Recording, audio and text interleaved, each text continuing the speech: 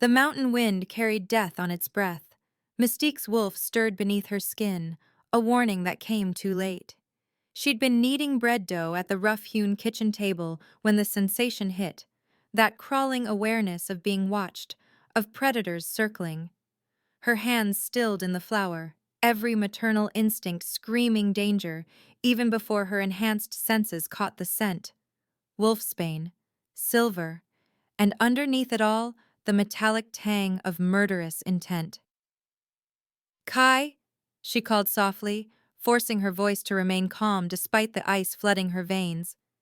"Come here, sweetheart." Her 4-year-old son looked up from where he'd been stacking wooden blocks by the fireplace, those unnaturally beautiful silver eyes, eyes that marked him, damned him, meeting hers with a wisdom far beyond his years. He didn't question or hesitate.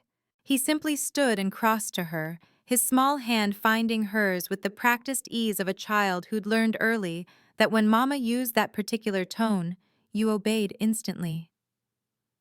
"Are they here?" Kai whispered, and Mystique's heart cracked at how naturally those words came from his lips. What kind of life was this, where a baby understood the concept of they, the faceless hunters who'd been chasing them since before he could walk? "Yes, baby." She crouched to his level, keeping her movements smooth and unhurried even as her wolf clawed at her, demanding she shift, that she fight or flee. "Remember what we practiced?" Kai nodded solemnly. "The tunnel behind the bookshelf. Good boy." She pressed a kiss to his forehead, breathing in his scent, milk and honey and something indefinably unique, that spark of power that had made him a target from the moment of his birth under the blood moon 4 years ago. "I need you to go there now. Don't wait for me. If I'm not behind you in 2 minutes, you keep running. Follow the stream east like we practiced and—" The window exploded inward. Mystique moved on pure instinct, her body shifting to shield Kai as glass rained down around them. A figure dressed entirely in black landed in a crouch on her kitchen floor, silver blade already drawn and gleaming with the poisonous sheen of wolfsbane oil. 2 more crashed through the door, the wood splintering like kindling beneath their supernatural strength. Shadow Council assassins. She'd know that particular emptiness in their eyes anywhere. Wolves who'd sold their souls and their pack bonds for gold and dark magic. "The child," the first one said, his voice devoid of inflection. "Give us the child, and your death will be quick, over her dead body." "Actually," she amended grimly, "probably through her dead body. But they'd have to kill her first. Run!" Mystique roared at Kai, and this time her voice carried the full weight of her wolf's command.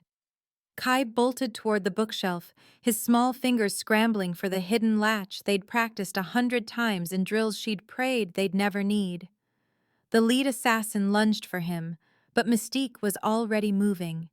She grabbed the cast-iron pan from the stove and swung with all her strength, connecting with the side of his head with a satisfying crack. He stumbled, and she pressed her advantage, letting her wolf surge forward just enough, claws extending, strength flooding her limbs, to drive her knee into his solar plexus and send him crashing into the table. The other 2 rushed her simultaneously. Mystique ducked under the first blade, felt it whisper past her ear, close enough to slice away several strands of her dark hair. She couldn't fully shift here, not in this confined space with Kai still in danger, but she didn't need to. She'd spent 4 years preparing for this moment, training every day while Kai napped, pushing her body to remember the warrior she'd been before motherhood had softened her edges. She caught the second assassin's wrist, twisted, and used his own momentum to slam him face first into the stone fireplace. The third came at her low, aiming for her legs, and she leaped over the strike with inhuman grace. Her hand found the knife she kept hidden under the mantle, pure silver, the only weapon that would put down a werewolf permanently, and she drove it between the assassin's shoulder blades as she landed. He went down with a gurgling scream. Behind her, she heard the bookshelf swing open and Kai's retreating footsteps in the tunnel. Relief flooded through her, sharp and sweet, but it lasted only a heartbeat. The first assassin was back on his feet, blood streaming from his temple, and through the shattered windows she could see more figures emerging from the tree line. Not 3 assassins, 8, maybe more. They'd sent an entire kill squad. The realization crystallized in her mind with terrible clarity. This wasn't going to be like the other times, the close calls where she'd managed to slip away in the night and disappear before they closed the net. This was an endgame move. The Shadow Council had found their safe house, and they'd sent enough bodies to ensure that this time there would be no escape. Unless she gave them one. Mystique ran, not toward the tunnel where Kai had fled. She'd die before she led them to him, but toward the back door, letting her boots thunder heavily on the floorboards, making sure they could track her easily. The assassins took the bait, their focus shifting from the bookshelf to her fleeing form as she crashed out into the night. The mountain forest swallowed her whole. She ran full tilt through the darkness, branches whipping at her face and arms, her lungs burning with the thin alpine air. Behind her, she could hear them giving chase, their footsteps and snarls growing closer despite her speed. There were too many, and they were fresh while she was already bleeding from a dozen glass cuts, already exhausted from the fight. She'd never outrun them like this. She had to shift. Mystique let her wolf surge forward fully, her body rippling and reforming mid-stride in a transformation that should have been agonizing, but felt like coming home. Her bones reshaped, muscles reformed, and suddenly she was running on 4 legs instead of 2, her white-furred form a ghost in the darkness. Power flooded through her, the power she'd been suppressing and hiding for 4 long years. The power that marked her as rare and dangerous and valuable. The power that had convinced Kai's father to betray her to the Shadow Council in the first place. She ran harder, faster, pushing her wolf to its limits. The assassins shifted behind her, their hunting howls splitting the night. But she was pulling ahead now. Hope flickered in her chest. If she could just lead them far enough away from the cabin, far enough from Kai, she could circle back and... The arrow took her in the left shoulder. Mystique yelped, her legs tangling as the silver-tipped shaft burned like acid through her flesh. She tumbled hard, rolling through underbrush and rocks, her vision whiting out with pain. When she skidded to a stop against a fallen log, she could feel her wolf retreating, unable to maintain the shift with silver poisoning her blood. She transformed back to human, gasping and shaking, her hand instinctively reaching for the arrow. She broke off the shaft with a strangled cry, but left the head embedded. Pulling it out would only make her bleed faster. Around her, the circle of assassins was closing in, their glowing eyes reflecting the moonlight filtering through the canopy. "Impressive," one of them said, shifting back to human form. He was older than the others, with a scar bisecting his face and an insignia tattooed on his neck that made her blood run cold. "A Shadow Council lieutenant. We expected you to hide behind wards and spells. Instead, you run like prey. How disappointing." "You'll never find him," Mystique panted, forcing herself to her feet despite the agony lancing through her shoulder and the silver burning in her veins. "I'll die before I tell you where. We don't need you to tell us." The lieutenant smiled, a cold expression that held no humor. "We have seers. We know the tunnel exits near the eastern stream. We know he'll follow the water toward lower ground. We've already sent half our force to collect him while we dealt with you." No, no, no, no. Terror unlike anything she'd ever known crashed over Mystique, drowning out even the pain of her wounds. Kai, her baby, alone in the dark with killers closing in. She called to her wolf, desperate, but the silver poisoning had spread too far. She couldn't shift, couldn't fight, couldn't run. All she could do was what any mother would do when faced with the impossible. She refused to give up. Mystique lunged forward, grabbing a fallen branch and swinging it with every ounce of strength she had left. It connected with the lieutenant's temple, buying her a single precious second to break through the circle and run again. Her legs were unsteady, her vision swimming, but she forced herself forward through sheer will. "Follow the stream east," she'd told Kai. "Toward lower ground. Toward..." Oh gods! Toward the crescent moon border. The realization hit her like a physical blow, stealing her breath. In all her careful planning, all her contingencies and escape routes, she'd somehow overlooked the most obvious flaw. The eastern stream ran directly into the territory of Alpha King Dorian, the most powerful and dangerous alpha in all the werewolf kingdoms. She'd deliberately avoided his lands for years, knowing that a king's territory meant patrols and border guards and questions she couldn't afford to answer. But now Kai was heading straight toward it, and behind her the assassins were closing in again. She had no choice. Mystique ran toward the border, praying to gods she wasn't sure existed anymore that she'd reach Kai before the assassins did, that somehow they could slip across the border and lose themselves in the chaos of the crossing. It was a desperate plan, born of desperation, but it was all she had.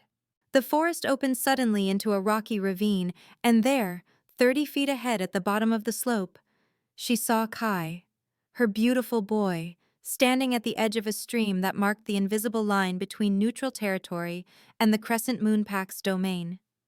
He was looking back, searching for her, his silver eyes wide with fear. "Mama!"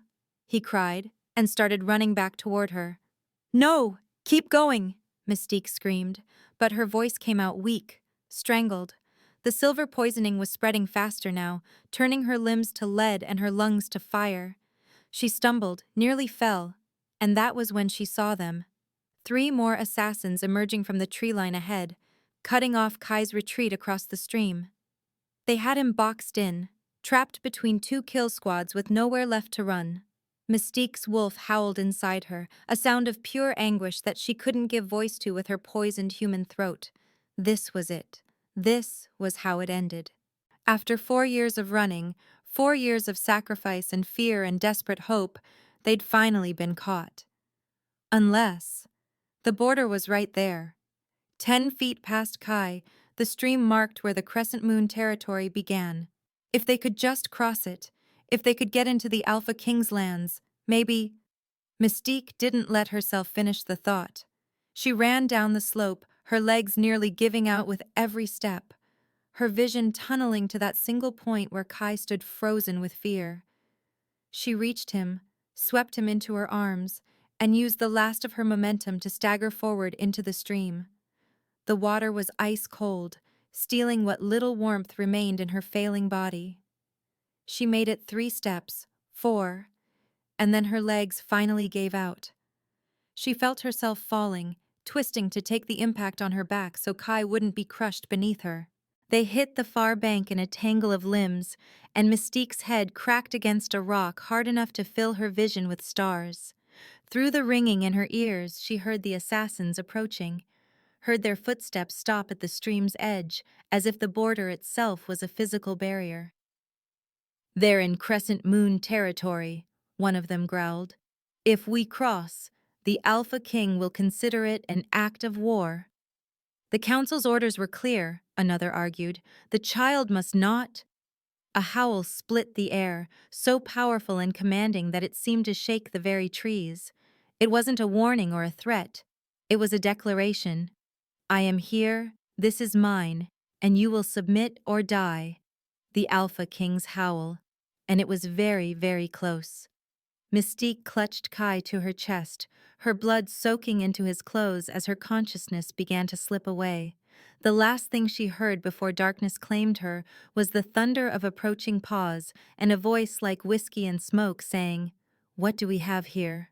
Dorian had been halfway through reviewing Border Patrol reports when the pull hit him, a visceral, undeniable compulsion that yanked at his chest like a fishhook buried in his sternum. His wolf surged forward with an urgency that hadn't stirred in years, demanding he move, run, find. His beta Marcus had looked up from the map spread across the war table, his scarred face creasing with concern. "My lord? What—" But Dorian was already moving, his body shifting mid-stride as he crashed through the study doors and out into the night. His wolf took full control, 4 massive paws eating up ground with desperate speed as he raced toward the western border. Behind him, he could hear his personal guard scrambling to follow, But he didn't slow. Whatever was calling him couldn't wait. The scent hit him first. Blood, fear, and underneath it all, something that made his wolf howl with recognition. Mate. Impossible. He was 32 years old, had long since given up on the idea of a fated mate. The moon goddess's gifts were rare, bestowed on perhaps 1 in 1,000 wolves, and Dorian had assumed he wasn't among the blessed. He'd built his kingdom, consolidated his power, and resigned himself to eventually taking a chosen mate for political advantage. But this was unmistakable. This was fate itself reaching down and grabbing him by the throat. Dorian burst through the tree line at his border to find a scene that made his blood run cold. Shadow Council assassins lined the neutral side of the stream, clearly weighing whether their mission was worth risking his wrath. And on his side of the border, collapsed on the rocky bank with an arrow in her shoulder and blood pooling beneath her, lay the most beautiful woman he'd ever seen. And she was holding a child. Dorian's howl erupted from his chest before he could think to contain it, carrying every ounce of his authority as Alpha King. The assassin's eyes widened in recognition and fear. They knew his reputation, knew that he'd torn apart an entire rival pack for daring to raid his borders, that he'd once tracked a band of rogues for 3 weeks just to make an example of what happened to those who challenged him. "Go," one of the assassins said, already backing away. "We report this to the council. Let them decide if the child is worth war with the Alpha King." They melted back into the forest like smoke, and Dorian let them go. Not out of mercy. Mercy had been burned out of him years ago. But because the woman on his border was dying, and his wolf wouldn't let him focus on anything else until she was safe.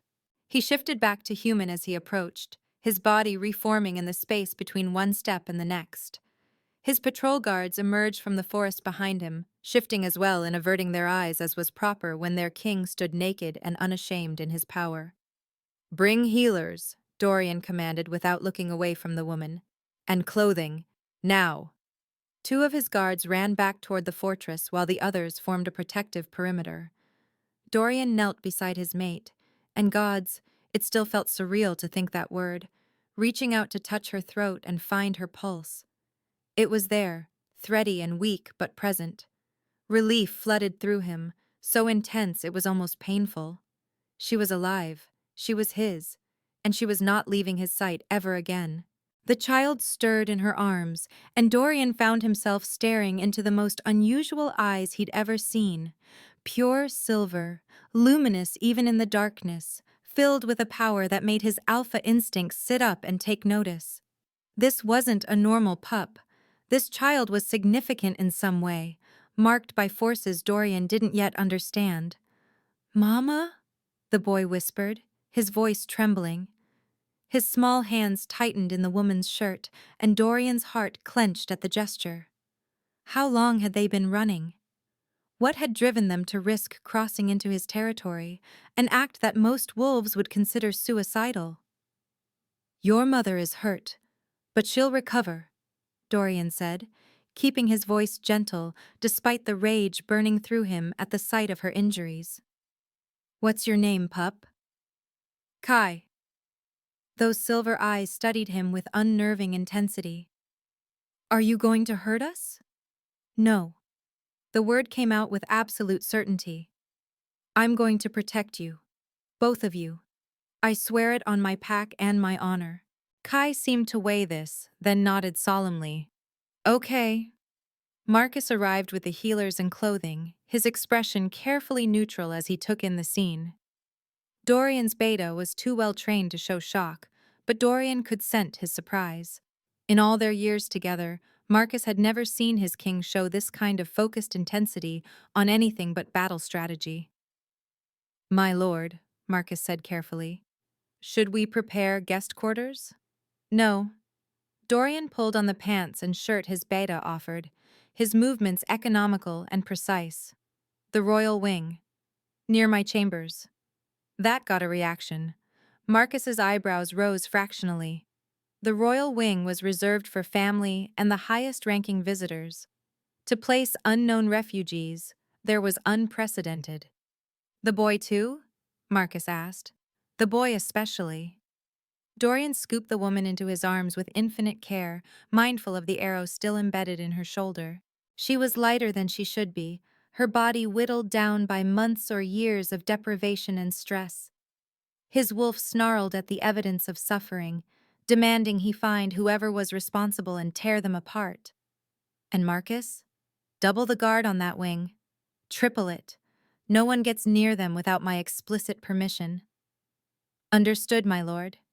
Marcus gestured to one of the healers. Bring the boy. Kai allowed himself to be picked up, but his eyes never left his mother's face. She saved me, he said quietly. The bad men were going to take me, but Mama stopped them. She's brave, Dorian agreed, beginning the trek back to his fortress. The massive stone structure rose from the mountainside, like a natural extension of the rock itself, all sharp angles and defensible positions. It was beautiful in its brutality, a perfect reflection of the king who'd built it. You're safe now, both of you. Kai studied him for a long moment, then asked, Why do you smell like moonlight and thunder? Dorian's steps faltered. Scent recognition was something that came with maturity, not at 4 years old. This child was extraordinary in ways that went beyond his unusual eyes. That's what your mother smells like to me too, Dorian admitted. Like home. Oh, Kai processed this. Mama said we didn't have a home. We just had safe places until they stopped being safe. The simple words hit Dorian like a blow. What kind of life had his mate been living? What was she running from?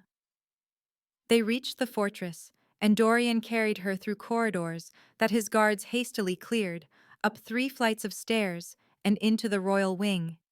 He'd prepared rooms here for a mate he'd never expected to meet, had them furnished and maintained out of some half-acknowledged hope he'd never admitted to anyone. Now that hope was bleeding out in his arms.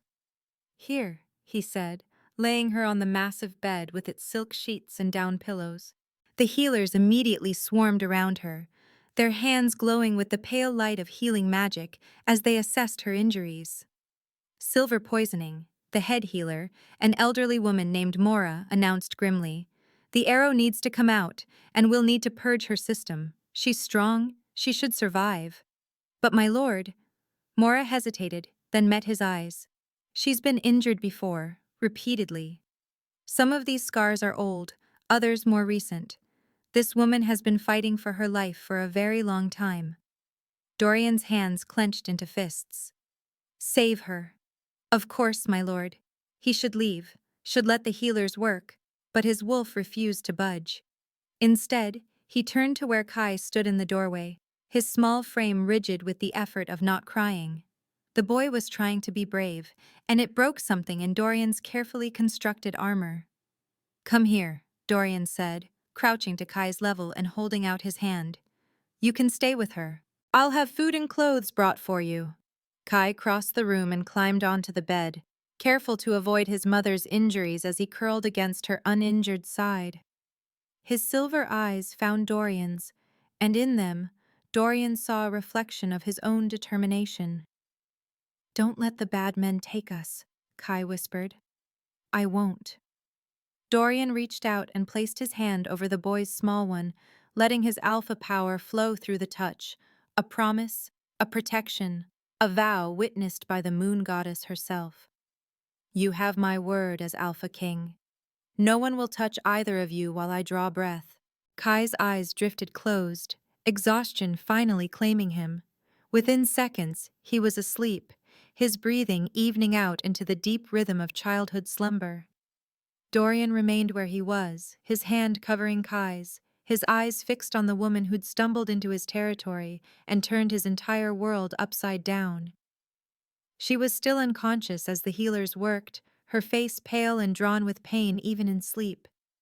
But gods, she was beautiful, all sharp edges and fierce determination even in vulnerability, with dark hair that spread across his pillows like spilled ink and features that spoke of both strength and suffering. His mate. He didn't even know her name yet, but he knew with absolute certainty that he'd burn down kingdoms to keep her safe. would wage war against the Shadow Council and anyone else who dared threaten her. Whatever she was running from, whatever secrets she carried, none of it mattered. She was his, and he would protect what was his with every weapon at his disposal. Marcus appeared in the doorway, his expression grave. "My lord, we need to talk. The Shadow Council assassins—" "Later," Dorian said without looking away from his mate. "Postguards, secure the perimeter, and send word to my mother. Tell her I found my fated mate, and she's been injured. Mother will want to help. Your Majesty, with respect, we don't know anything about this woman. She could be— She's mine." Dorian's voice carried the weight of absolute command, the tone that had cowed rebellious alphas and ended disputes with a single word. "That's all that matters. Now do as I've ordered." Marcus bowed and withdrew, leaving Dorian alone with the healers, the sleeping child, and the woman who'd changed everything simply by crossing his border. Dorian settled into the chair beside the bed, preparing for a long vigil. The healers worked through the night, removing the arrow, purging the silver from her system, healing the worst of her wounds with their magic. Through it all, he remained, his presence a silent guard against any threat that might materialize. Dawn was painting the eastern sky in shades of rose and gold when she finally stirred. Her eyes opened slowly, consciousness returning by degrees, and Dorian found himself holding his breath as those eyes, a deep, rich amber that seemed to glow with inner fire, focused on him. For a moment, they simply stared at each other. He watched recognition dawn in her gaze, watched her wolf acknowledge what her conscious mind might want to deny. The mate bond snapped fully into place between them, a golden thread that tied his soul to hers with unbreakable force. Then her eyes fell to the royal insignia embroidered on his shirt, and terror flooded her expression. "No," she whispered, trying to sit up despite her injuries. "No, no, no." "Easy," Dorian said, rising and placing a gentle hand on her shoulder to keep her from tearing open her newly healed wounds. "You're safe. You're in my fortress, under my protection. Kai is right here." Dorian gestured to where the boy slept, still curled against her side. "Unharmed and guarded by my best warriors." She relaxed fractionally at the sight of her son, her hand instinctively moving to stroke his hair. But when she looked back at Dorian, the fear hadn't left her eyes. If anything, it had intensified. "You're the Alpha King," she said, and it sounded like an accusation and a death sentence rolled into one. "Yes, then we need to leave. Now. Before—" She tried to stand, and this time Dorian didn't stop her physically. He simply let his alpha power fill the room, not threatening but absolute, a reminder of who held authority here. "You're not leaving," he said quietly. "Not now. Not ever." She froze, her body going rigid with the kind of stillness that came from prey, recognizing a predator. "You don't understand. They'll come for him. The Shadow Council wants my son, and they won't stop until— Then they'll have to go through me." Dorian closed the distance between them, his movements deliberate and unhurried. "Do you feel it? The bond between us?" She flinched as if he'd struck her. "It doesn't matter. Nothing matters except keeping Kai safe." "I agree." Dorian reached out slowly, giving her time to pull away, and gently cupped her face in his hand. The moment his skin touched hers, electricity sparked between them, the mate bond singing with recognition and need. "Which is why you're staying here, where I can protect you both. Where my pack, my fortress, and my power stand between your son and anyone who would harm him. Why?" The question came out broken, desperate. "You don't know us. Don't know what we bring with us. The danger. You're my fated mate." Dorian said it simply, as if that explained everything. And to him, it did. "Your battles are my battles now. Your enemies are my enemies. And your son—" He glanced at Kai, still sleeping peacefully despite the tension in the room. Your son is under my protection, as surely as if he were my own blood. Tears spilled down her cheeks, and Dorian felt each one like a blade to his heart. She was afraid, not of him, he realized, but of hope, of letting herself believe that maybe, finally, she'd found sanctuary. I don't even know your name, he said softly, his thumb brushing away her tears. She closed her eyes, warring with herself, and he could practically see the moment she made her decision. When she opened them again, something had shifted. The fear was still there, but beneath it, he saw steel. Mystique, she whispered. My name is Mystique. Mystique. He tested the name on his tongue, found it perfect. I'm Dorian, and I swear to you on my honor and my crown that you and Kai are safe here. Let me protect you. Let me help you fight whatever's coming. She searched his face for a long moment, and he let her see everything. The sincerity, the determination, the bone-deep need to keep her safe that had nothing to do with duty and everything to do with the golden thread binding their souls. Finally, she nodded. Just once, barely perceptible, but it was enough. Okay, Mystique breathed. But when you hear what we're running from, when you understand what my son is, you might change your mind. Dorian smiled, a fierce expression that held no humor but absolute conviction. I won't. He couldn't explain how he knew, couldn't articulate the certainty that had settled into his bones.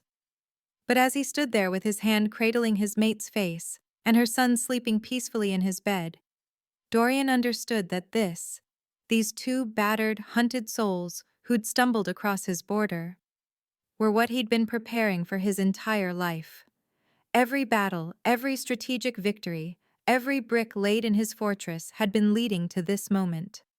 The Shadow Council had made a grave mistake when they'd driven Mystique into his territory. They'd handed him something precious to protect, given him a purpose beyond mere power. And Dorian was very, very good at protecting what was his. Outside the windows, the sun continued its rise over the Crescent Moon territory, painting the world in gold. Inside the royal chambers, the Alpha King and his newfound mate stood together while her son slept, the first threads of something precious and dangerous beginning to weave between them. The real battle hadn't even begun yet. But when it came, and it would come, the Shadow Council would learn what it meant to threaten an Alpha King's fated mate. They would learn, and they would regret. The morning light that filtered through the heavy curtains of the royal wing felt different than any dawn Mystique had known in 4 years. Softer, somehow. Less like a warning to move again, and more like an invitation to stay. She hated how much she wanted to accept it. Kai stirred against her side, his small body warm and relaxed in a way he rarely managed in their various safe houses. Even in sleep, her son had learned to remain tense, ready to run at a moment's notice.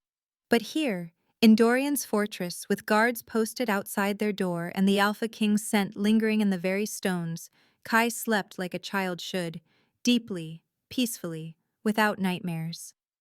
It terrified her. Mystique carefully extricated herself from the bed, mindful of her healing shoulder. The healers had done remarkable work. What should have taken weeks to recover from felt merely sore now.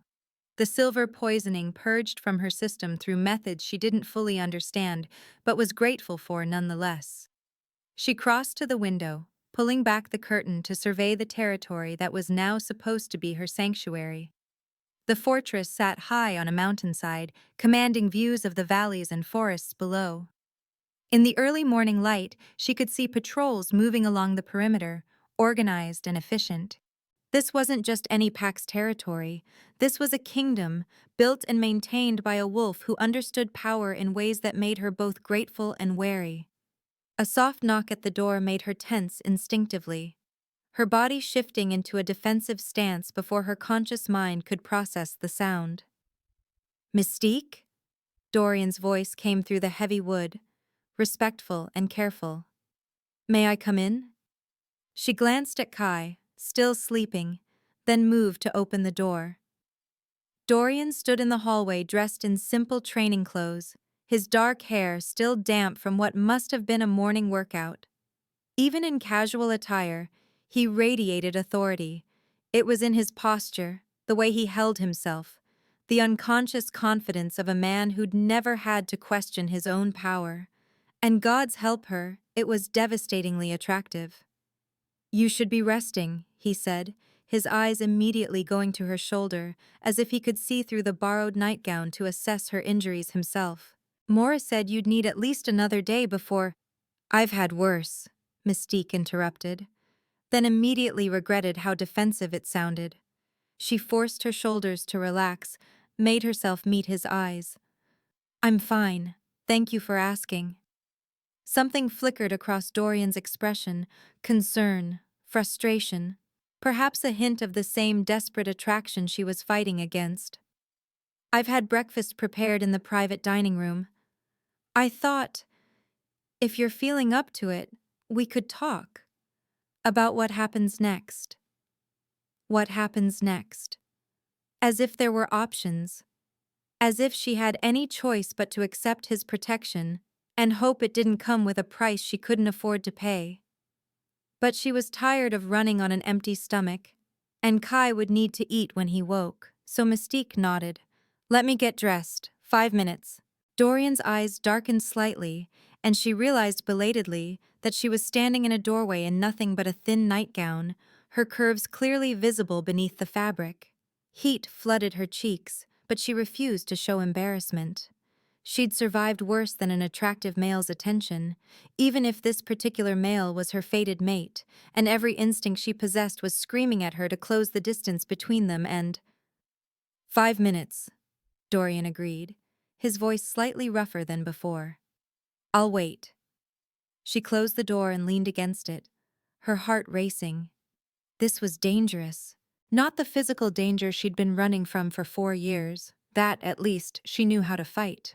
This was the danger of wanting something she couldn't have, of letting herself believe in the fairy tale of fated mates and happily ever afters, when her entire life had taught her that such things didn't exist for wolves like her. Mystique dressed quickly in the clothes that had been provided, simple but well-made, in shades of deep blue that complemented her coloring in ways that felt deliberate.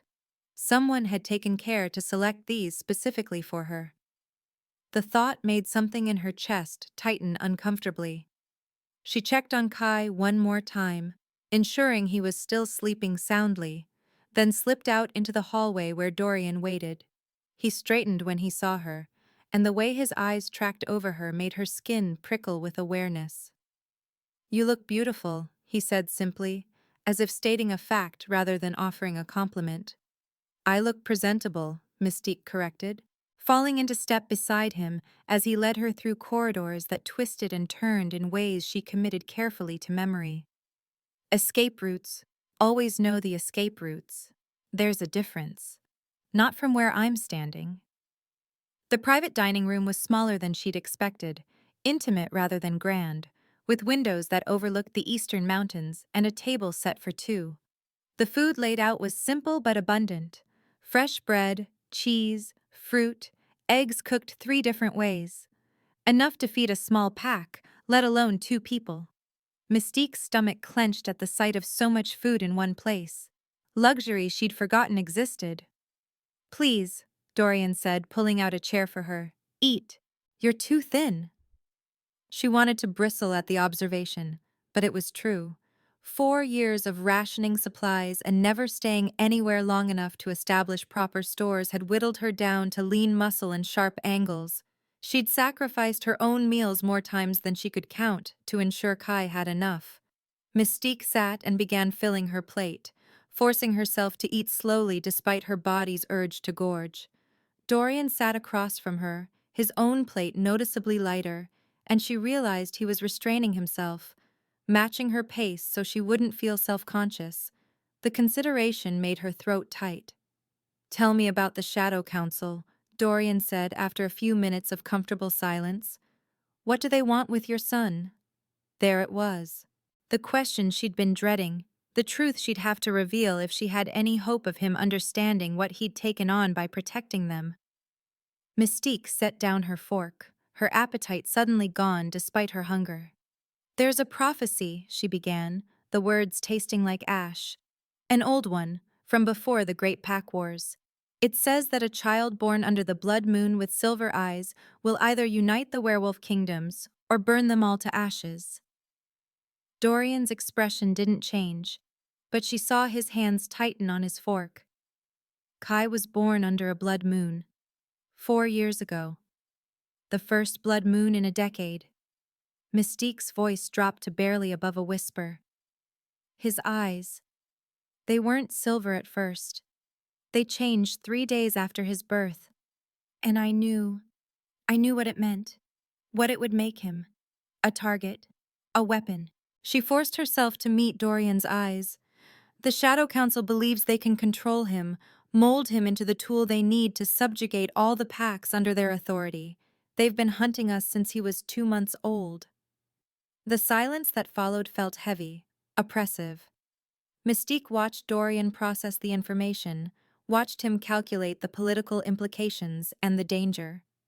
This was the moment he'd realize what protecting them actually meant, not just sheltering refugees, but declaring war on the most dangerous organization in the werewolf world. This was when he'd asked them to leave. "Do you know what my father told me before he died?" Dorian said finally, his voice quiet but intense. "He said that a king's true measure isn't in the enemies he defeats, but in what he chooses to protect."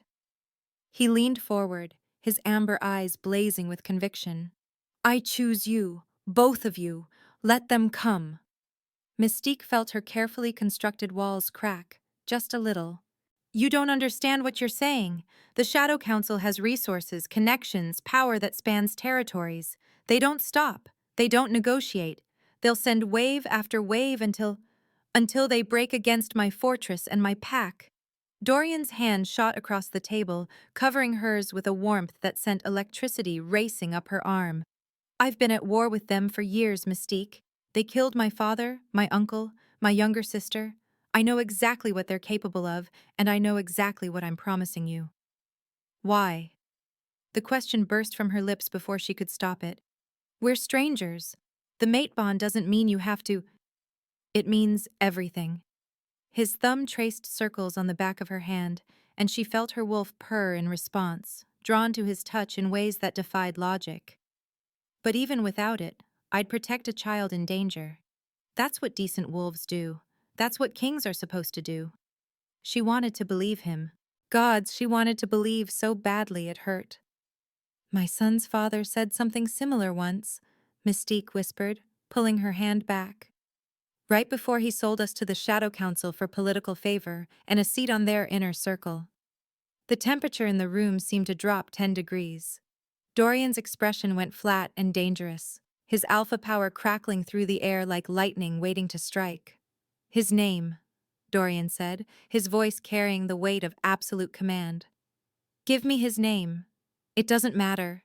His name, Mystique." She met his eyes and saw murder there, barely restrained. Some distant part of her understood that she should be afraid of this display of deadly intent. Instead, she felt something warm and fierce unfurl in her chest, something that whispered maybe, just maybe, this male was different. "Rowan Blackthorn," she said, "second son of the Eastern Ridge Pack. I know him." Dorian's smile was a terrible thing. "Ambitious snake who's been trying to expand his influence. I'll add him to my list." "Your list?" "Of people who die when this is over." The casual way he said it should have disturbed her. Instead, it made her feel safer than she had in years. This was a male who didn't make empty promises, who understood that sometimes peace required violence, who would actually do what he claimed rather than just speaking pretty words. Dangerous territory, that warmth in her chest whispered. You're falling for him, and that's how you get hurt. But when Dorian stood and offered his hand to help her up, Mystique took it anyway. His fingers laced through hers felt right in ways she didn't want to examine too closely, and when he didn't immediately let go as they walked back toward her room, she didn't pull away. "There's a library," Dorian said as they walked. "Third floor, west wing. and gardens in the inner courtyard that are completely secured. Kai might enjoy them. There's a fountain he could play in.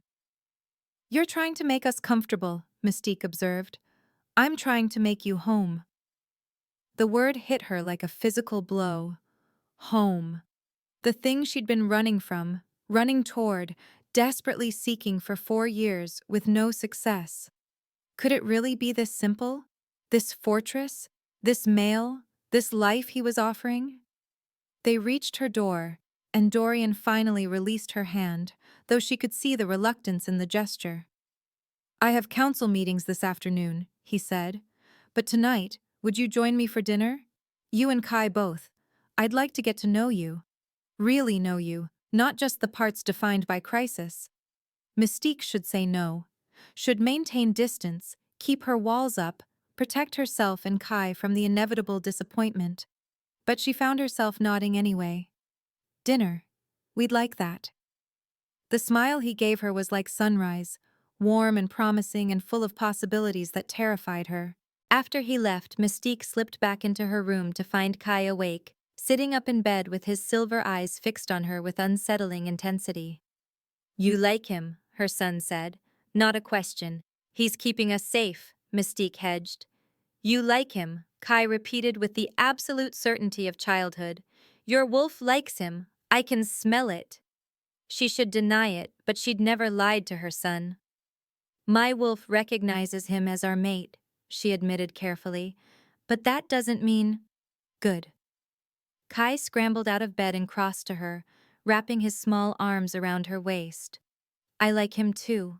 He smells like thunder and safety. Can we stay, Mama? Can this be our home? Mystique buried her face in her son's hair, fighting tears. I don't know, baby. I want to. But wanting something doesn't make it safe. He'll keep us safe, Kai said with absolute conviction. I know it. She wished she had her son's certainty, his ability to trust so completely. But she'd learned hard lessons about trust, and unlearning them wouldn't happen overnight. Still, as the days passed and settled into a careful routine, Mystique found her walls beginning to crack despite her best efforts. Dorian was… not what she'd expected. Oh, he was every inch the alpha king in council meetings, and when dealing with his pack, commanding, strategic, occasionally ruthless. But with Kai, he transformed into something gentler. She watched from the library window as Dorian taught her son to skip stones in the courtyard fountain, his deep laugh carrying on the afternoon breeze as Kai's attempts sent water splashing everywhere. Watched him explain the fortress's defensive architecture to a fascinated 4-year-old, as if the child's questions deserved serious, thoughtful answers. Watched him ruffle Kai's hair with casual affection that made her son beam.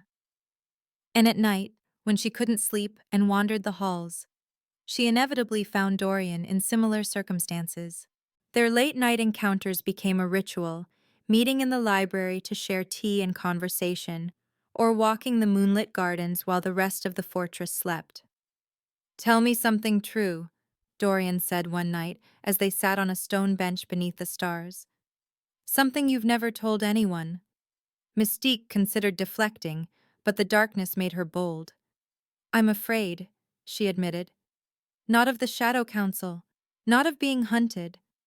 I'm afraid that I'll let myself believe in this. In you, in safety, in home, and it will be ripped away like everything else I've ever loved. Dorian was quiet for a long moment. When he spoke, his voice carried the weight of absolute truth. I can't promise you'll never be afraid. I can't promise that loving me won't hurt, because the mate bond means we'll feel each other's pain as our own.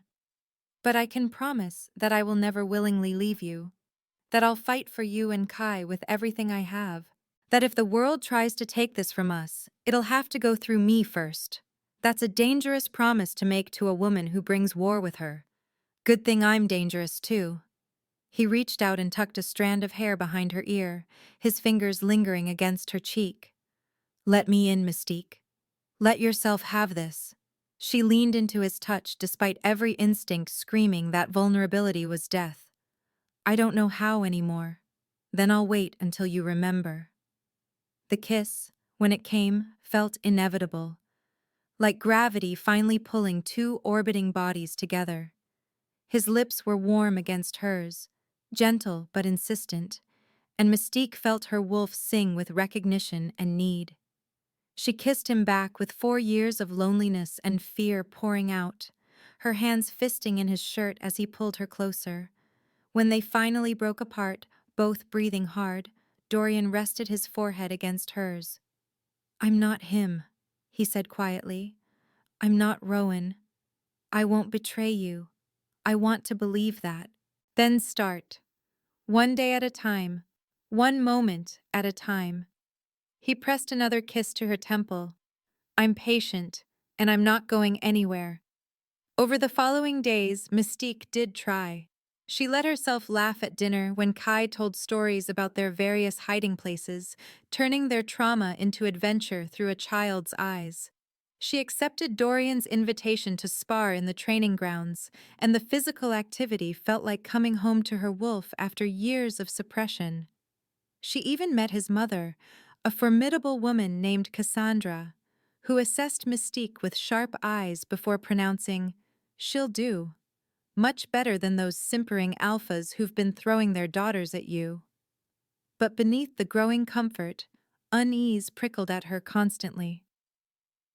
The Shadow Council hadn't made another move since the border incident. No assassins, no attacks, nothing but silence. And silence, in Mystique's experience, meant planning. Her instincts proved correct when Dorian's spymaster, a lean wolf named Silas, requested an urgent meeting. Mystique sat in on the War Council, her presence no longer questioned after Dorian made it clear she had his full trust, and listened as Silas laid out the intelligence his network had gathered. "The bounty on the boy has tripled," Silas said, spreading papers across the table that showed figures large enough to make even wealthy alphas consider betrayal. "They're not being subtle anymore. Every mercenary, bounty hunter, and rogue in 5 territories knows about Kai and knows where he is." "Let them know," Dorian said coldly. "Let them come and learn why I'm called the Iron King. My lord, there's more." Silas hesitated, his eyes flicking to Mystique. "The Shadow Council has authorized any means necessary. That includes political maneuvering. There are already whispers in the other territories that you're harboring a criminal, that the child is dangerous, that you've gone soft over a woman." Mystique felt ice flood her veins. This was how it started, not with direct confrontation, but with erosion of support, isolation, until even a king stood alone against the tide. "Then I'll address it," Dorian said. "Tomorrow, full council with representatives from all allied packs. I'll make my position clear." "Dorian," Mystique started, but he cut her off with a look. "No, this is happening. You and Kai are under my protection, and everyone will know it. Anyone who has a problem with that can challenge me directly." The council meeting was called for the following afternoon. Mystique watched from a gallery above the throne room, Kai safely in the royal wing with guards she'd personally vetted, as Dorian addressed the assembled alphas and dignitaries. He was magnificent, all-controlled power and unshakable authority as he laid out the situation without apology. "The Shadow Council wants a child," he said, his voice carrying through the vast chamber. "A 4-year-old boy, whose only crime is being born. They've placed a bounty on him that would make some of you rich beyond imagination. And I'm here to tell you that not one of you will touch him. Not one of you will even think of claiming that bounty, because he is under my personal protection." Murmurs rippled through the crowd. An older alpha named Gareth stood, his expression carefully neutral. "My lord, with respect, do you understand what you're declaring? The political ramifications." "I understand perfectly," Dorian interrupted. "I'm declaring that my mate and her son are part of my pack, and anyone who moves against them moves against me. Are we clear?" The word mate sent another ripple through the assembly. Mystique saw calculation in many faces, approval in some, resentment in others. This was a gamble. Dorian was betting his political capital on her and Kai, and if it backfired, it could destabilize his entire kingdom. She should feel guilty about that. Instead, she felt something fierce and possessive uncurl in her chest. He was willing to risk everything for them. When was the last time anyone had stood up for her like this? The meeting continued with various alphas pledging their support or voicing concerns, but the message was clear. Dorian had drawn his line in the sand. Anyone who crossed it would face the full might of the Crescent Moon Pack. That night, Mystique couldn't sleep. Her wolf was restless, pacing inside her skin with an anxiety she couldn't name. She checked on Kai, sleeping peacefully, guards posted at his door, then wandered toward Dorian's study, where she knew he'd be working late. She found him bent over maps, planning defensive strategies, his hair disheveled from running his hands through it. He looked up when she entered, and the warmth in his eyes made her breath catch. "Can't sleep?" he asked. "Too many thoughts." She crossed to stand beside him, studying the maps. "You put yourself at risk today. For us. Worth it." "What if it isn't?" The question burst from her before she could stop it. What if the prophecy is real, and Kai becomes the weapon they think he'll be? What if protecting us destroys your pack? Dorian stood and turned to face her fully, his hands coming up to cup her face with a gentleness that belied his strength. "Then we'll deal with it. Together. That's what mates do. They face the darkness together." "I'm terrified of this," Mystique whispered. "I know, but you're here anyway. That's the bravest thing I've ever seen." He leaned down and kissed her, slow and deep, pouring certainty and promise into the gesture. When he pulled back, his eyes were molten gold. "Let me love you, Mystique. Let me prove that not all males are like the one who betrayed you." She wanted to. Gods, she wanted to so badly. But fear was a powerful thing, and 4 years of running had taught her that wanting something didn't make it safe. "Ask me again tomorrow," she said finally. "And the day after. And the day after that. Keep asking until I'm brave enough to say yes." "Every day," Dorian promised, "for as long as it takes." They stood there in his study, foreheads pressed together, while outside the fortress walls, danger gathered like storm clouds. But for this moment, this precious moment, Mystique let herself believe in the possibility of safety. It was a mistake she'd pay for sooner than she knew. The attack came 3 nights later. Mystique woke to the sound of her son screaming, her wolf surging forward with violent, protective instinct. She was moving before conscious thought engaged, her body shifting mid-stride as she burst from her room and raced down the hallway toward Kai's chambers. The guards were down, not dead, but unconscious, which meant someone wanted to make this quiet. Someone who understood that killing the Alpha King's personal guard would bring immediate, overwhelming retaliation. Kai's door hung open, and Mystique's wolf howled with rage as she saw 2 figures in black, their faces covered, one of them reaching for her son. Kai was pressed into the corner, his silver eyes wide with terror, and something in Mystique broke. She'd spent 4 years running, hiding, suppressing what she was to keep them safe. No more. The shift that took her was different than any before. Not the controlled transformation of an experienced wolf, but something primal and ancient. Her body reformed, but instead of her usual brown-gray fur, brilliant white erupted across her skin like wildfire. Power flooded through her, power she'd been hiding, denying, terrified of since the day it first manifested after Kai's birth. The White Wolf was a myth, a legend from before the Great Pack Wars. Healers and warriors combined, blessed by the Moon Goddess herself, with abilities that transcended normal pack magic. They were supposed to be extinct, hunted down and eliminated centuries ago because their power threatened the established order. Mystique had kept the secret even from Kai, had suppressed it so thoroughly that sometimes she could almost believe it wasn't real. But now, with her son in danger, she let it rage free. The first assassin didn't even see her coming. She hit him like a white lightning bolt, her jaws closing on his shoulder as her power, something electric and burning, flowed through the bite. He convulsed and dropped, unconscious before he hit the floor. The second assassin had time to draw a silver blade, but Mystique was already moving, faster than she'd ever moved before. She dodged the strike and slammed into him with her full weight, bearing him to the ground. Her paw, glowing faintly with that strange white light, connected with his temple, and he went down hard.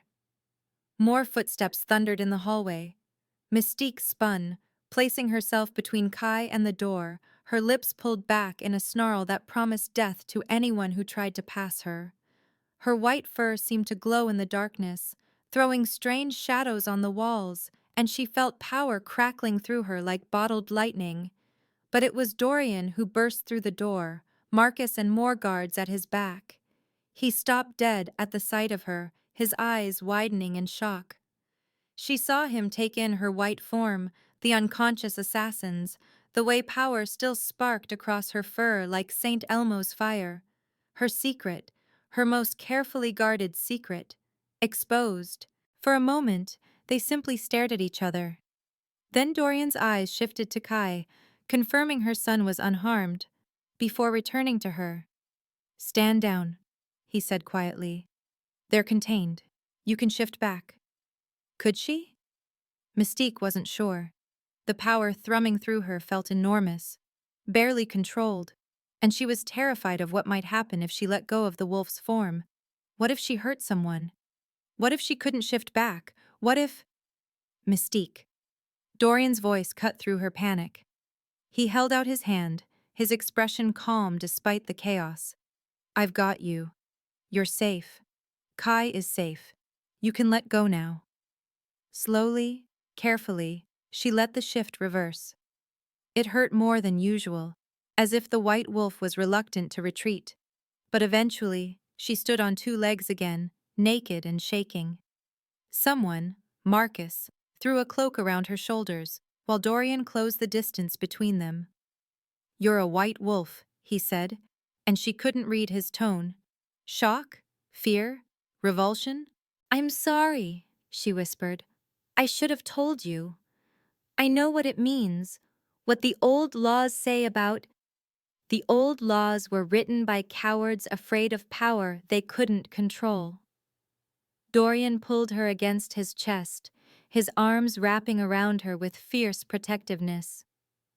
"You're magnificent, terrifying and magnificent. You're not angry? I'm furious. At whoever sent these assassins, at myself for not anticipating this, at the entire situation. But at you?" He pulled back just enough to meet her eyes. "Never. You protected our son. That's all that matters. Our son. Not her son, our son." The possessive pronoun made her chest tight with emotion she didn't know how to process. Kai's small voice cut through the moment. "Mama glows." Despite everything, Mystique felt a laugh bubble up. "Yes, baby, Mama glows." "Cool," Kai declared, and just like that, the tension broke. But as guards secured the unconscious assassins and began investigating how they'd breached the fortress, Mystique knew this changed everything. Her secret was out, and secrets like this didn't stay contained. By morning, everyone would know she was a white wolf, and the Shadow Council would know they'd been hunting something far more valuable than they'd realized. The war she'd been running from for 4 years had just escalated, and this time, she had nowhere left to run. The hot spring was hidden deep beneath the fortress, accessible only through a series of passages that Dorian claimed even most of his pack didn't know about. He'd led Mystique here after the chaos of the attack had settled, after Kai had finally fallen back asleep in a heavily guarded new room, after the fortress had been locked down tighter than a prison. She needed this, the steam rising from mineral-rich water, the privacy, the chance to decompose away from watching eyes. Dorian had given her space to bathe and dress in the simple robe he'd provided, then settled himself on a smooth rock near the water's edge, while she sank into the heat with a grateful sigh. "This place is ancient," Dorian said quietly, his voice echoing softly off the stone walls. "Built by the first Alpha King, back when the territories were still forming. He used it to think, to plan, to hide when the weight of the crown became too much." "Is that what you do?" Mystique asked. "Hide?" "Sometimes. Is that what you think of me now? A king who hides? I think you're a king who's smart enough to know that even the strongest need moments of weakness in safe places. She let her head fall back against the smooth stone, her body finally beginning to relax after hours of tension. Thank you. For this. For not reacting badly. To discovering my mate is one of the rarest, most powerful types of wolf in existence? Dorian's laugh was soft and slightly bitter. Why would I react badly to that? Because it makes me dangerous. Because the white wolf gifts are unpredictable and I don't fully understand them. Because, she swallowed hard, because Rowan discovered what I was 3 days before he betrayed me. He said I was too dangerous to be allowed to live free, that the power needed to be controlled. The silence that followed was heavy. When Dorian spoke again, his voice carried an edge of barely restrained violence. I'm going to kill him. Slowly. That's not why I told you. I know, but it doesn't change the truth. Dorian shifted, moving closer to the water's edge. May I ask you something? Always. When did you first realize you were different?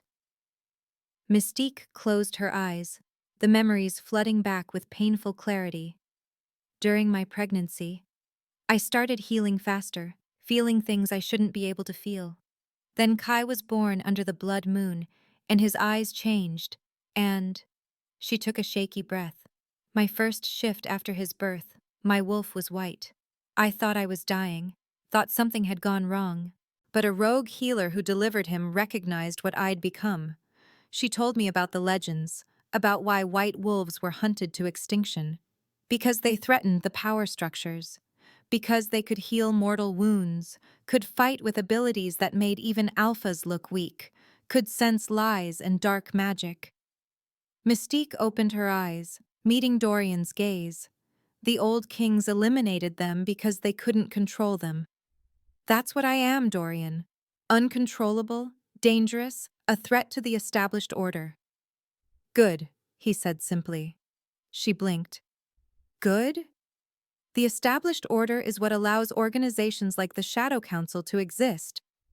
The established order is what convinced Pax that prophecies matter more than protecting children. The established order is broken, and maybe it needs someone uncontrollable to help shatter it completely. He stood and began removing his boots, his shirt. May I join you? Mystique's breath caught. They'd kissed, had shared moments of intimacy, but this felt different, more vulnerable, more real. Still, she nodded. Dorian slipped into the water wearing only his pants, a concession to propriety that she appreciated even as her wolf wished he'd discarded them too. He moved to stand near her but not touching, respecting the space she might need. Tell me about him, Dorian said. About Kai's father, if you want to. It was the last thing she'd expected him to ask about, but maybe that was why it felt safe to answer. I loved him, she admitted quietly. Or thought I did. Rowan was charming, powerful, everything a young wolf looks for in a mate. We bonded quickly, too quickly, and I was pregnant within months. I thought I'd found my happy ending. What changed? The prophecy. Someone in his pack recognized the signs when I was 7 months along. Blood moon coming, unusual power signatures from the baby. They told Rowan what our child would be, and I watched him change in front of my eyes. Suddenly, I wasn't his beloved mate. I was a commodity, a bargaining chip he could use to gain favor with the Shadow Council. Dorian's hands clenched beneath the water. How did you escape? The rogue healer who delivered Kai. She'd lost her own daughter to the Shadow Council years before and didn't want to see another child taken. She created a distraction, got me out during the chaos. I've been running ever since. Mystique's voice cracked. Sometimes I wonder if I should have just given him up, given Kai to them and let them do whatever they planned. He would have had stability, a home, even if it meant being shaped into their weapon. Don't. Dorian moved closer, his hand finding hers beneath the water. Don't do that to yourself. You gave him something more valuable than stability. You gave him love, freedom, a mother who would burn the world down to keep him safe. That's worth more than any amount of comfort. Is it?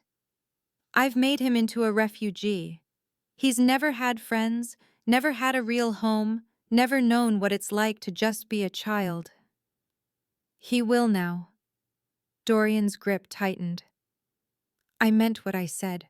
This is his home. You're both staying, and I'll make sure he has everything he should have had from the beginning. You barely know us. I know enough. I know you're the bravest person I've ever met. I know your son is brilliant and kind despite everything you've been through. I know my wolf recognizes yours as mate and won't rest until you accept what's between us. He used their joined hands to pull her closer until they were nearly chest to chest in the warm water. And I know that the Shadow Council took my family from me years ago, and I'll be damned if I let them take yours too. What happened? Mystique asked softly. You mentioned you'd lost people to them. Pain flickered across Dorian's expression, old and deep. 8 years ago, my father received intelligence about a Shadow Council stronghold and led a strike force to destroy it. It was a trap. They knew he was coming, had prepared an ambush. My father, uncle, and sister all died that day. I was on the border dealing with a rogue incursion and couldn't get there in time to save them. That's why you became king so young, and why I've spent every day since hunting them. I've destroyed 3 of their bases, eliminated 2 council members, but they're like a hydra, cut off 1 head and 2 more appear. His free hand came up to cup her face. When you crossed my border, when I realized my mate had been hunted by the same organization that destroyed my family, it felt like fate, like the moon goddess was finally giving me the opportunity to protect what matters. I'm not a revenge plot, Dorian. No, you're so much more than that. He leaned in slowly, giving her time to pull away, and pressed his lips to hers. This kiss was different from the others, deeper, more urgent, carrying the weight of shared grief and shared determination. Mystique responded without thinking, her arms winding around his neck, her body pressing against his. When they finally broke apart, both breathing hard, Dorian rested his forehead against hers. Tell me about the prophecy. The full prophecy, not just what you've been running from. Mystique took a shaky breath. A child born under the blood moon with silver eyes will either unite the fractured packs under a single banner of peace, or will become the weapon that burns them all to ash. The choice will be his, but the path will be carved by those who shape his youth. Protect him, and he becomes the bridge. Corrupt him, and he becomes the destroyer. So the Shadow Council wants to corrupt him, and I've been trying to protect him. But what if I'm not enough? What if my protection isn't the right kind, and I'm inadvertently pushing him toward— Stop! Dorian kissed her again, briefly. You're teaching him love, compassion, strength. Those are the traits of a bridge, not a destroyer. Trust yourself. I'm trying. She buried her face against his chest, breathing in his scent, thunder and pine and safety. I've been alone in this for so long. I don't know how to share the burden. One day at a time. Let me help carry it. His arms tightened around her. Let me be what you need. They stayed like that for a long time, wrapped in each other and the warmth of the spring, while above them, the fortress stood guard. Eventually, reluctantly, they separated and dressed, the real world intruding on their sanctuary. As they walked back through the hidden passages, Mystique felt something shift inside her. Not acceptance, not quite yet, but the beginning of trust. Dorian had seen her secret, had learned the full scope of the danger she carried, and he hadn't flinched, hadn't tried to control her or use her, had simply offered to stand beside her against whatever came next. Maybe, just maybe, she could let herself believe in that. They were halfway back to the royal wing when the attack alarm sounded, a deep, resonating bell that meant the fortress was under threat. Dorian's entire demeanor changed in an instant, the gentle male of moments ago replaced by the warrior king. Get to Kai, he ordered, already running. Lock yourselves in the safe room behind his chambers. Don't come out until I give the all clear. Mystique didn't argue. She ran, her wolf lending speed to her steps, taking corridors she'd memorized over the past weeks. She burst into Kai's room to find him already awake, the guards ushering him toward the hidden door that led to the reinforced safe room. Mama!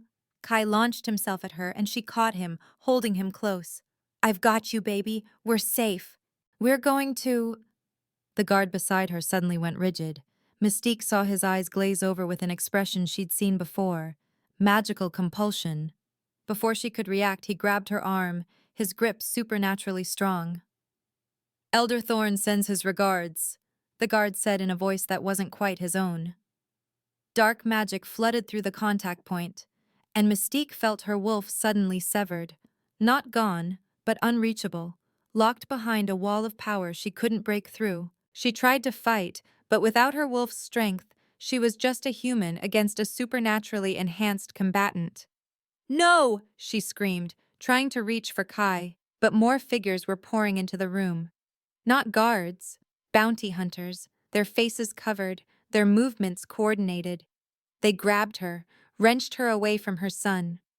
Kai's silver eyes blazed with power as he tried to shift, tried to access the abilities that were his birthright. But they'd prepared for that too. One of them pressed a cloth over his face. Wolfsbane, Mystique realized with horror, and her son's struggles weakened. Kai! She fought like a wildcat, managing to land a solid kick that dropped one bounty hunter. But there were too many. They dragged her toward the window where rope ladders dangled, an escape route they'd prepared in advance. The last thing she saw before they pulled a hood over her head was Kai, drugged and unconscious, being carried in the opposite direction by the guards who'd betrayed their king. Then darkness, and the sickening lurch of being carried at high speed, and the devastating realization that she'd been wrong. She wasn't safe. Kai wasn't safe. And by the time Dorian reached them, it would be far too late. Dorian reached Kai's chambers 3 minutes after the alarm sounded, and those 3 minutes felt like 3 eternities. His wolf was feral, howling for his mate, demanding he reach her and protect what was his. When he burst through the door to find the room empty except for 2 unconscious guards and a message carved into the wall with a blade, his world tilted on its axis. The white wolf for the silver-eyed child. Bring the boy to the shadowed peaks by the next full moon, or we kill her slowly. Elder Thorn. Thorn, his trusted council member, one of his father's oldest advisors, a traitor who'd been feeding information to the Shadow Council for gods knew how long. Rage poured through Dorian, so intense it turned his vision red. His alpha power exploded outward, cracking the stone walls of the chamber, sending every wolf in the fortress to their knees with the weight of his fury. He'd been betrayed. His mate had been taken. And the child. Where was Kai? My lord! Marcus burst into the room, blood streaming from a cut on his forehead. The prince is secure. The guards got him to the safe room before the compulsion fully took hold. He's sedated from wolfsbane exposure but alive. Relief and rage warred in Dorian's chest. Kai was safe, that was something. But Mystique, his mate, his fated mate, the woman who'd finally made him feel something other than cold determination, gone. Mobilize every warrior, Dorian said, his voice coming out as a growl that was more wolf than man. Send word to every allied pack. I'm calling in every favor, every oath, every debt owed to me. We march on the shadowed peaks within the day. My lord, that's Shadow Council territory. If we attack there, it's an act of war. Good. Dorian's eyes blazed amber. I've been preparing for this war for 8 years. Now they've given me a reason to stop holding back. Marcus stepped back, recognizing that his king was beyond reason, beyond strategy. This was a male whose mate had been taken, and nothing short of getting her back would calm the beast that had taken control. What about the boy? Marcus asked carefully. Triple the guard. No, quadruple it. Put my mother in charge of his security personally. She's the only one I trust completely now. And start investigating everyone, Marcus. Everyone. I want to know who else in this fortress sold their loyalty to the Shadow Council. Understood. Marcus paused. She's strong, my lord. She'll survive until… She shouldn't have to. Dorian's voice cracked on the words. I promised her safety. I swore she and Kai would be protected here. And I failed. You didn't fail. Thorn was deep cover, probably placed years before your father's death. No one could have… I should have suspected. Should have seen the signs. Dorian moved to the window, staring out at the mountains that separated his territory from the shadowed peaks. She trusted me. After everything she'd been through, after being betrayed by the last male she trusted, she let me in. And I couldn't even keep her safe for a month. So we get her back, Marcus said with the simple certainty of a warrior. We go to war, we destroy them, we bring her home. And if they've already… Dorian couldn't finish the sentence. The thought of Mystique hurt, tortured, killed while he was too far away to help. It was unbearable. The mate bond stretched between them like a live wire, and Dorian focused on it with every ounce of his will. She was alive. He could feel her, distant but present, terrified but fighting, his brave, fierce mate refusing to surrender even in the hands of enemies. I'm coming, he whispered to the bond, hoping somehow she could feel it. Hold on. I'm coming for you. Behind him, Marcus began issuing orders, the fortress transforming into a war camp with frightening efficiency. This was what Dorian had built. Not just a pack, but a military force capable of standing against any threat. He'd spent 8 years preparing for the day he could finally move against the Shadow Council with overwhelming force. He just never imagined the catalyst would be losing his mate. Dorian found Kai in the safe room an hour later. His mother Cassandra sitting beside the boy's bed with a grandmother's protective fury radiating from her. Kai was awake but groggy, his silver eyes clouded with lingering wolfsbane poisoning. She's gone, Kai whispered when he saw Dorian. The bad men took Mama. I know. Dorian knelt beside the bed, taking the boy's small hand in his. But I'm going to get her back. I swear to you, Kai, I will bring your mother home. Promise? On my life and my crown. Kai studied him with those unsettling silver eyes, then nodded. I believe you. Mama says you're different, that you keep your promises. The trust in those words nearly broke him. Dorian had to clear his throat before he could speak. I'm going to have to leave you here while I go get her. My mother will keep you safe. She's very, very scary when she wants to be. I know, Cassandra interjected dryly. I raised you, didn't I? Despite everything, Dorian felt a ghost of a smile. Yes, Mother. You did. Then go do what you raised you for. Go bring your mate home. And Dorian? Cassandra's expression turned serious. Make them regret taking her. I intend to. He stood, but Kai's hand tightened on his. Tell Mama something for me? Anything. Tell her I'm not scared. Tell her I know she's coming home. Kai's voice wavered but held steady. And tell her I love her. Dorian's throat tightened. I will, I promise. He left the safe room and headed for the armory, his beta falling into step beside him. The fortress was a hive of activity. Warriors gathering weapons, healers preparing supplies, scouts reporting back with intelligence on Shadow Council positions. This was it. The moment 8 years of careful planning and restraint finally ended. Marcus helped him into his armor, the ceremonial plate he wore only in times of war. Black steel etched with silver runes, a crown incorporated into the helmet design. Every inch the warrior king his reputation claimed him to be. The scouts report 3 possible locations where they might be holding her, Marcus said, reviewing the reports. The main stronghold at the Shadowed Peaks, a secondary base in the Blackwood Forest, or the old fortress at… The main stronghold, Dorian interrupted. They'll want her in their most secure location. This is their power play. They're showing me they can take what's mine and daring me to try to get her back. Then we'll show them what happens when they dare a king. The army assembled in the valley below the fortress as the sun set. 300 of his best warriors, another 500 from allied packs, all prepared to march into Shadow Council territory and face whatever waited there. It was the largest force Dorian had commanded since taking the throne, and the sight of it should have filled him with confidence. Instead, he felt only cold determination and the gnawing fear that he'd arrived too late. As they began the march toward the shadowed peaks, Dorian kept his focus on the mate bond, on that thin golden thread connecting him to Mystique. He poured his will into it, his promise, his absolute refusal to let her go. The Shadow Council had made a fatal error. They'd thought taking his mate would give them leverage, would make him negotiate. They didn't understand that all they'd done was unleash the monster he'd been keeping leashed for years. The diplomatic king who sought peace through strength was gone.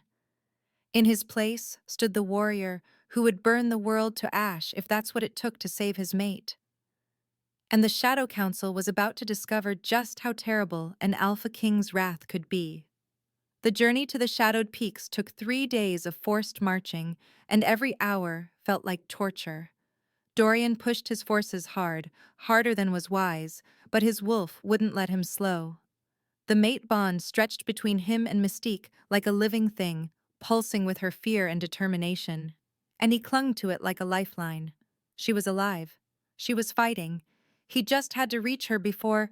He didn't let himself finish that thought. The first ambush came at dawn on the second day, when they were crossing through a narrow ravine that offered perfect high ground for attackers. Shadow Council warriors poured down from the rocks, armed with silver weapons and dark magic that reeked of blood sacrifices. They were coordinated, trained, dangerous. They didn't stand a chance. Dorian's wolf was a force of nature unleashed, all teeth and fury and the absolute refusal to let anything stand between him and his mate. He tore through the ambush like they were paper, his alpha power amplifying his strength until he could shatter bones with a single strike. Behind him, his warriors followed with the brutal efficiency he'd drilled into them, and within minutes, the ravine floor ran red. "My lord!" Marcus called, wiping blood from his blade as he surveyed the carnage. "We need to slow down. The warriors need rest, and if we keep pushing like this..." "Then they fall behind," Dorian interrupted, already moving forward. "Anyone who can't keep pace returns to the fortress. I'm not stopping." Marcus's jaw tightened, but he nodded. He knew better than to argue when his king was in this state, half feral, driven by instincts that superseded strategy or caution. This wasn't the calculated warrior who'd built a kingdom through careful planning. This was a mate whose other half had been stolen, and nothing would stop him from getting her back. The second ambush came at midday, in a forest clearing that should have been safe. More Shadow Council forces, these ones bearing Elder Thorn's insignia. The traitor's mark, a deliberate insult. Dorian killed the bearer of that insignia first, his jaws closing around the warrior's throat with savage satisfaction. Thorn himself was likely at the stronghold, but these were his people, his conspirators. They would all pay for what they'd done. By the time the third ambush materialized, a desperate last stand at the base of the mountains leading to the shadowed peaks, Dorian's forces had been whittled down to just over 200 warriors. The rest had fallen back or been injured badly enough to require evacuation. But those who remained were his best, his most loyal, wolves who would follow him into hell itself if he asked. He was about to ask exactly that.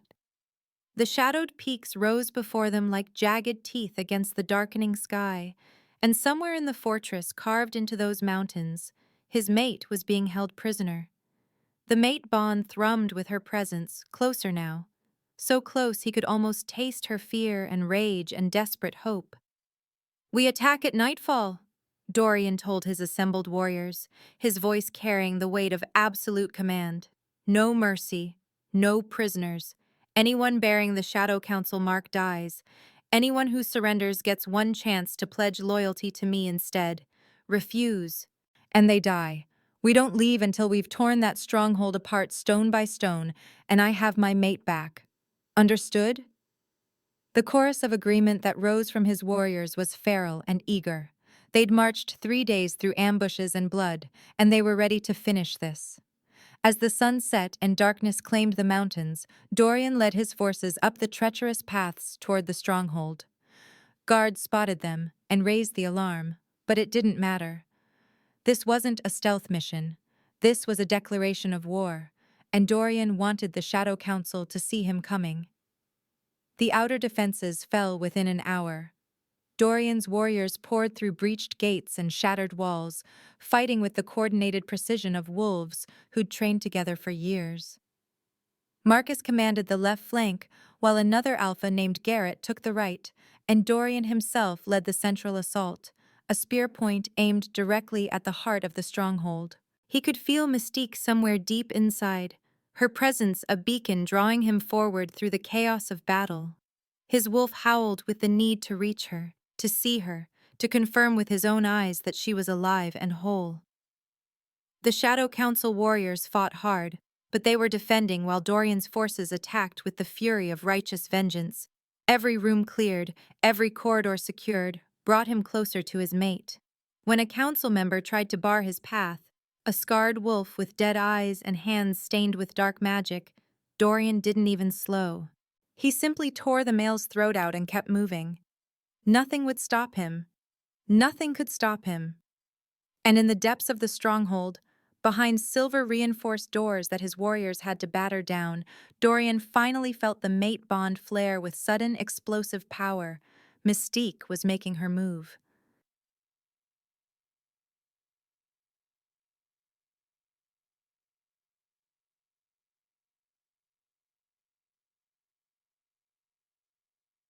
The silver chains burned like acid against Mystique's skin, suppressing her wolf so completely that she felt half dead, hollowed out and weak. They'd kept her like this for 3 days, chained in a cell carved from raw stone, fed just enough to keep her alive, visited periodically by guards who checked the chains and said nothing. She'd used the time to plan, to remember everything she'd learned about breaking magical restraints, to feel along the mate bond for Dorian's presence. He was coming. She could feel his determination, his rage, his absolute refusal to let her go. The knowledge gave her strength even when the silver poisoning made her body shake and her vision blur. On the third night, they came for her. Not guards this time, but council members in ceremonial robes, their faces hidden behind masks that made them look like demons. They unchained her from the wall but left the silver cuffs on her wrists, then dragged her through corridors that twisted deeper into the mountain. She tried to memorize the path, tried to stay oriented, but the silver poisoning made everything hazy. Finally, they brought her to a massive chamber that stank of old blood and dark magic. The walls were carved with runes that made her skin crawl, and in the center sat a ritual circle drawn in something that looked disturbingly like dried blood. Around the circle stood more robed figures, and at the far end, on a throne made of bones, sat a male whose power radiated through the room like poison. Lord Cassius. She'd never seen him before, but she knew instinctively who he was. The Shadow Council's leader, the architect of all her suffering, the monster who wanted to corrupt her son. "The White Wolf," Cassius said, his voice like gravel and smoke. He stood and approached, circling her like prey. "You've been hiding your true nature very well. Even Rowan didn't realize the full extent of what you'd become. He thought you were simply powerful. He had no idea you were legendary."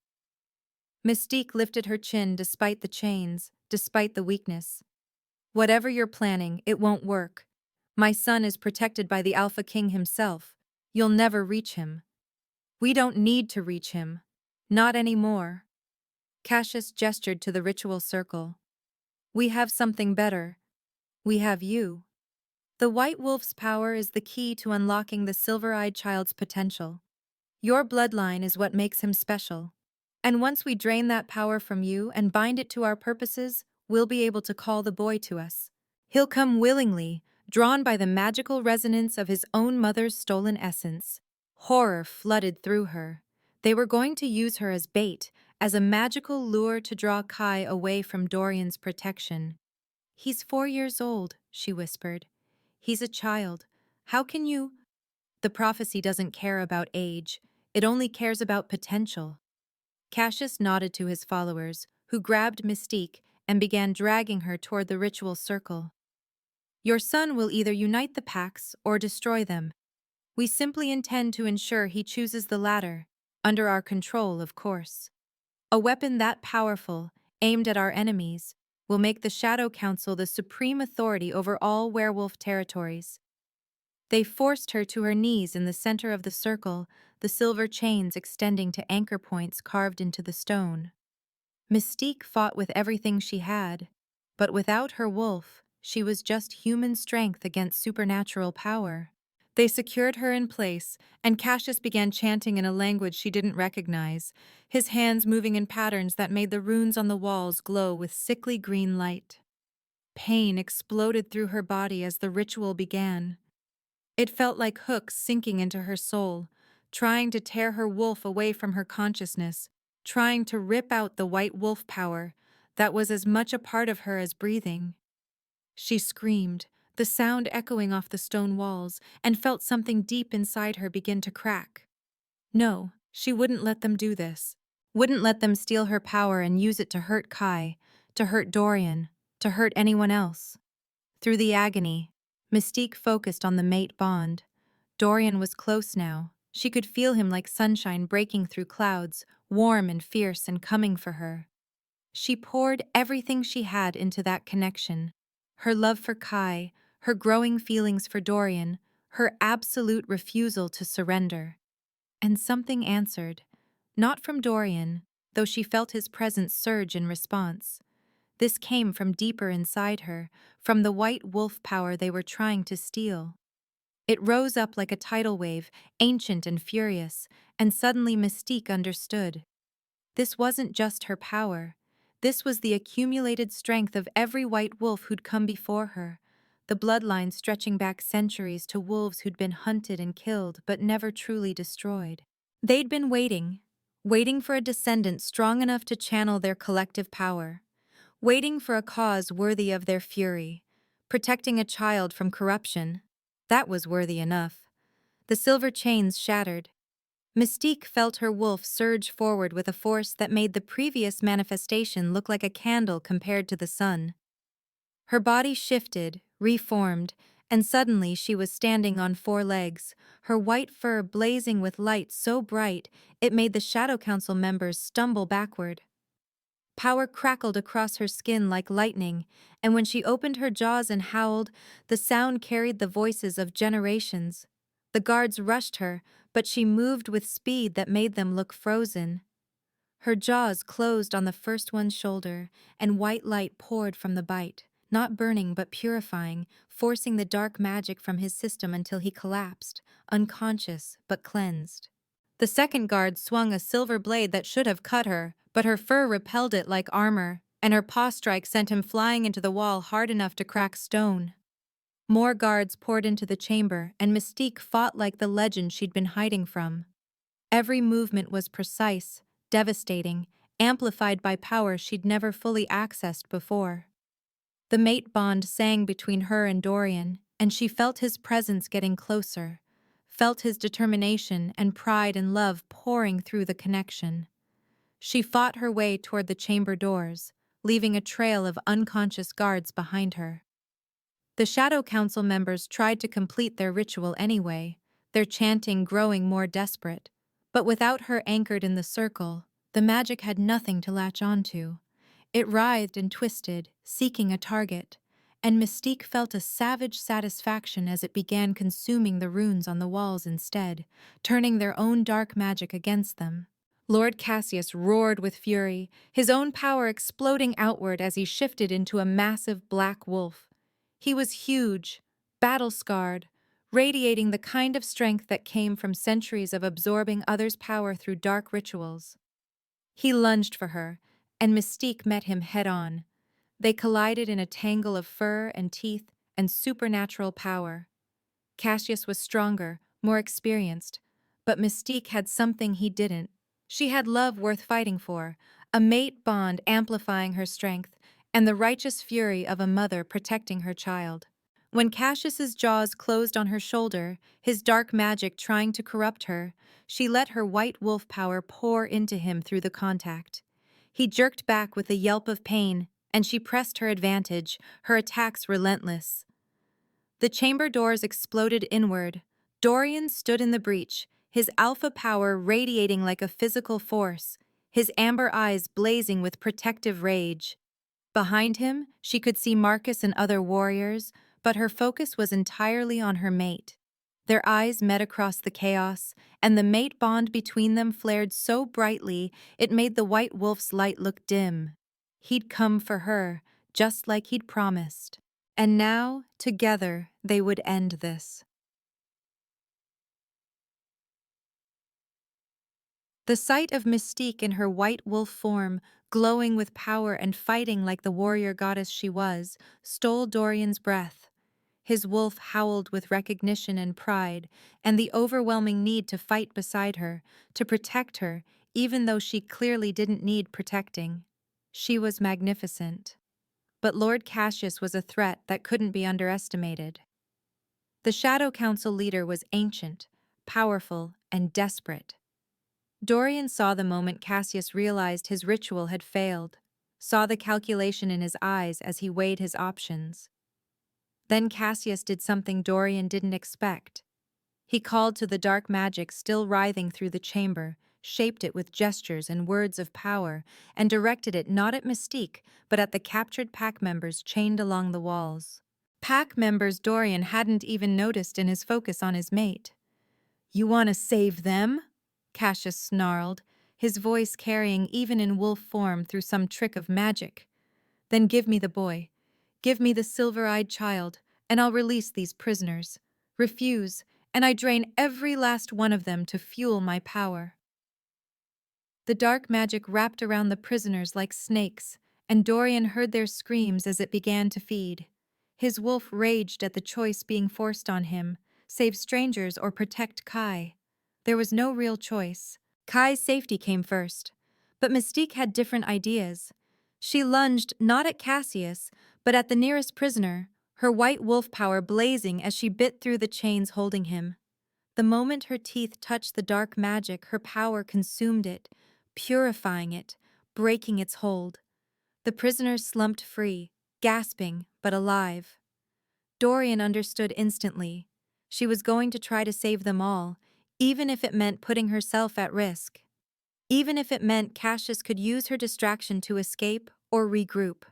Like hell was he letting that happen. Dorian shifted, his massive form charging across the chamber toward Cassius, while Marcus and the other warriors spread out to engage the remaining Shadow Council members. Cassius turned to face him, dark magic coalescing around his jaws like poison. And they met in a collision that shook the floor. Fighting Cassius was like fighting a storm. Unpredictable, overwhelming, deadly. The ancient wolf used magic and strength in equal measure, his attacks calculated to kill rather than just defeat. Dorian felt claws rake across his shoulder, felt dark magic try to burrow into the wound, but his alpha power burned it away before it could take hold. They fought with brutal efficiency, two apex predators who'd been preparing for this confrontation for years. Around them, the battle raged, Mystique freeing prisoners while fighting off guards, Marcus and the warriors clearing the chamber of Shadow Council forces. But the real fight, the one that mattered, was between Dorian and Cassius. The wolf who wanted to corrupt a child for power, and the king who would die before allowing it. Dorian felt Cassius weakening as Mystique freed more prisoners, as his power sources were cut off one by one. But the ancient wolf had one final trick.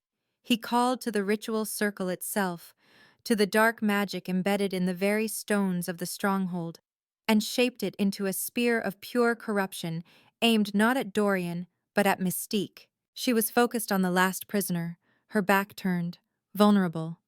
The spear would pierce her heart, would corrupt her white wolf power and turn it dark, would kill her, or worse. Dorian moved without thinking. He threw himself between his mate and the attack, his body intercepting the dark magic spear.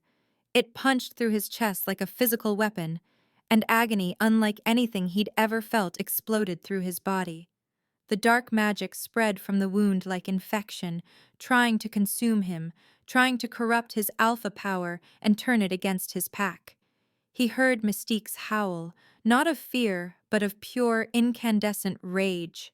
Saw her turn from the freed prisoner, her white form blazing brighter than ever. She launched herself at Cassius with such speed that the ancient wolf had no time to defend. But Cassius had one more surprise.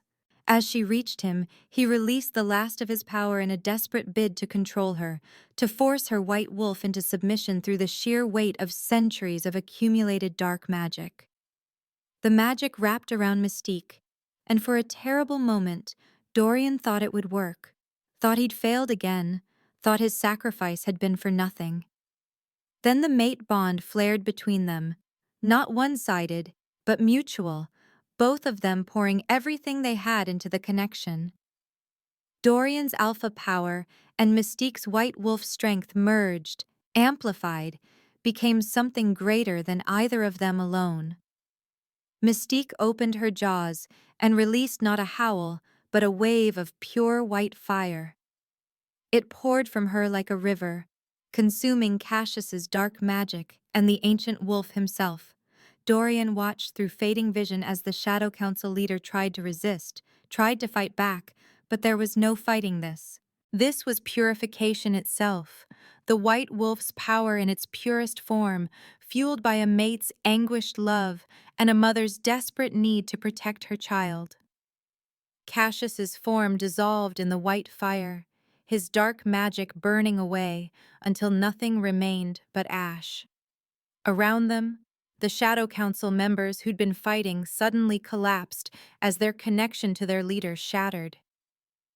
The dark magic embedded in the stronghold stones cracked and fell away, centuries of corruption destroyed in moments. Mystique shifted back to human form, naked and shaking, and ran to where Dorian lay bleeding on the chamber floor. Marcus was already there, trying to slow the bleeding, but they both knew the truth. The dark magic had gone too deep, spread too far. "No," Mystique sobbed, her hands pressing against the wound in his chest. "No, no, no. You weren't supposed to. You can't." "Had to," Dorian managed, his voice weak. "Couldn't let him hurt you. Stubborn, stupid alpha." Tears streamed down her face as her hands began to glow white. "You're not dying. I won't let you. I'm a white wolf. I can heal. I can—" But the dark magic was fighting her, resisting her power. Dorian could feel it spreading through his veins like ice, could feel his strength fading despite her desperate attempts to save him. "Kai," he whispered. "Tell him. I kept my promise. Tell him he's safe now. Tell him yourself." Mystique's voice broke, but her power blazed brighter. "You're going to be fine, and we're going to go home, and you're going to watch him grow up. You're going to be his father. You're going to be my mate. This doesn't end here." She pressed her forehead to his, and through the mate bond, Dorian felt something shift, felt her pour not just healing power, but her very essence into him, using their connection as a conduit. The white wolf's purifying strength flowed into his wound, burning away the dark magic inch by excruciating inch. It should have killed her, the amount of power she was channeling, the effort of purifying corruption this deep. But Mystique didn't stop, didn't slow, didn't let go. She held him and healed him and refused to accept any outcome where they didn't both survive. And somehow, impossibly, it worked. The dark magic dissolved. The wound in his chest began to close. Dorian felt his strength returning in waves, his alpha power reasserting itself now that it wasn't fighting corruption. He gasped in a full breath for the first time since taking the hit, and Mystique sobbed with relief. "Thought I lost you," she whispered against his chest. Thought you were going to leave me like everyone else. Never. Dorian wrapped his arms around her, holding her as tightly as his healing body allowed. I'm yours. For as long as you'll have me. No running, no leaving, no dying stupidly in battle. Good. Because I love you, you impossible male. The words came out fierce and determined, and through the mate bond, Dorian felt the absolute truth of them. I love you too, he said, meaning it with every fiber of his being. My brave, beautiful mate. Around them, the battle had ended. The Shadow Council forces were defeated, their leader destroyed, their stronghold purified. Marcus approached cautiously, his expression equal parts relieved and exasperated. My lord, he said dryly, perhaps next time we could win without you nearly dying. Dorian laughed, the sound shaky but genuine. I'll take it under advisement. They made their way out of the stronghold as dawn broke over the shadowed peaks, the darkness finally giving way to light.